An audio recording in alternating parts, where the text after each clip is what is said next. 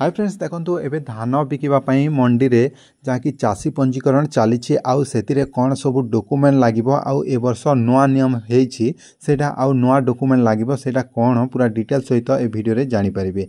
तेबे धान बिक्री करने को चाहूँगी मंडी रे आउ ए खरीफ ऋतु पंजीकरण एबे आरंभ हो जाइए जहाँकि जुलाई 19 रु आउ एबे आपण मानकू कौन सब डॉक्यूमेंट रेडी करके नेबाकू पड़िबो पूरा डिटेल सहित आपण माने जानि परिबे। गत वर्ष रु ई वर्ष पूरा चेंज कर दैछंती आउ किछि डॉक्यूमेंट इंपोर्टेंट रखिछंती से डॉक्यूमेंट कौन लगे आपण निज ना जदि जमी ना ताले आपण मानकू कौन लिखिकी देबाकू पड़िबो सेटा भी आपण मानकू से फॉर्म भी देबे आउ डिटेल सहित आपण माने जानि परिबे। तेबे मंडी धान बिक्री करबा पई जहाँकि चाषी पंजीकरण चली आउ सेटा केबे लास्ट डेट सेटा मु जानि नाही जदि जानिले आपण मानकू इन्फॉर्मेशन दे देबी। तेबे आरंभ हो जाइए आज जुलाई 19 तारिख रु आउ जुलाई 19 रु आपण माने केते तारिख पर्यंत सेटा लास्ट डेट रही सेटा तो जानि नाही आपण मानकू कमेंट रे परे जानिले मेंशन भी कर देबी।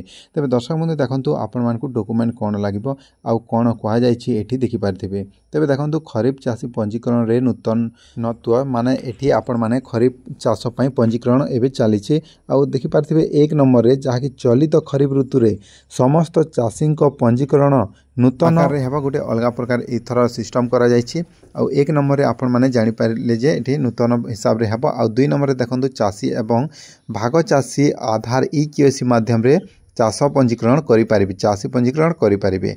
तेबे चाषी एवं भाग चाषी ई-केवाईसी माध्यम रे एबे पंजीकरण करि पारिबे। 3 नंबर ऑप्शन रे दिया जाइछि आधार ई-केवाईसी संयुक्त बैंक अकाउंट जहाँकि बैंक खाता जरिया रे धान विक्रय प्रदान करा जिवो माने आपणक ई-केवाईसी किंबा आधार सहित आपणक बैंक लिंक रहितिबा दरकार आपणक बैंक खाता। 4 नंबर रे भाग चाषी माने जमी मालिकंक सहमति पत्र एवं खातादारंक सहमति पत्र को पी पास रे अपलोड करा जिवो बोली कहै छै। भाग चाषी हेतिबे ताहले ए डॉक्यूमेंट आपण मानकू अपलोड करबा को पड़िबो सेटा भी फॉर्म केमिति पूरण करिवे लास्ट रे कहबी। 5 नंबर रे देखंतु पंजीकृत चाषी को चाषी पंजीकरण लास्ट गोटे स्लिप प्रदान करा जिवो। तेबे आपण माने जानि पारले ए सबु लागिबो आउ लास्ट रे आपण मानकू एबे देखाउ छै जोटा कि डॉक्यूमेंट कोटा आपण मानकू लागिबो आउ को डॉक्यूमेंट जेरॉक्स करके नेबे त माने एटी देखि पारथिबे 1 नंबर रे आधार कार्ड रही छै। तेबे दर्शक बंधु देखंतु आधार कार्ड मोबाइल नंबर लिंक नथिले हेबो कि नाही सेटा आपनकू समस्या माने एबे जदी आधार ओटीपी आसीबो ओटीपी न आसिले ई-केवाईसी फिंगर रे भी करि पारंती। 2 नंबर रे देखंतु आधार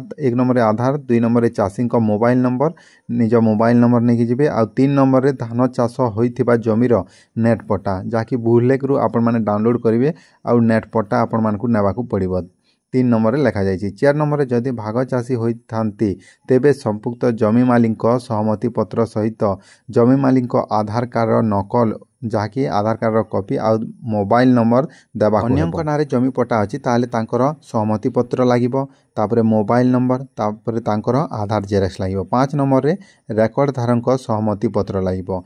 6 नंबर रे देखंतु खजणा जहाँकि खजणा पाउती आपनकर रिसेंटली लागिबो। तापरे 7 नंबर एबे चाषी माने आधार सहित मोबाइल नंबर लिंक करबा जरूरी बोली एठी कहि दैछि माने आपनको मोबाइल नंबर लिंक हेतिबा दरकार आपनको आधार कार्ड रे।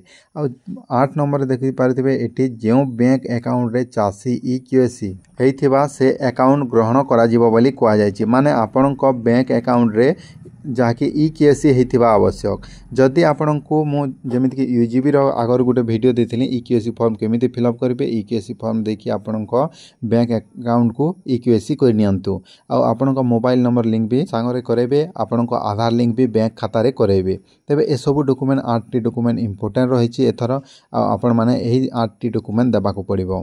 तेबे सहमति पत्र जोटा कि आपण माने ए पत्र देबाकू पड़िबो जा नारे जमी रही छि से लिखिबे आउ तापरे आपण माने ए फॉर्म टी देबाकू पड़िबो। ए फॉर्म टी पीडीएफ सहित मु दे देबी टेलीग्राम चैनल रे। तेबे दर्शक बंधु जो बापा किबा दादांको नारे जदी आपनको जमी पट्टा रही छि ताहले सेमानकर पत्र लिखिबाकू पड़िबो सहमति पत्र आउ तापरे तांकर आधार आउ तांकर मोबाइल नंबर लागिबो आउ तापरे पंजीकरण आपण करि परिबे। तेबे ए सब डॉक्यूमेंट इंपोर्टेंट रही छि आउ ए वीडियोटी आपनको सांग साथी मानकू शेयर करंतु जे माने मंडी रे धान बिक्री करबा को चाहउचंती 2025 रे मानकू ए वीडियो शेयर करंतु। धन्यवाद।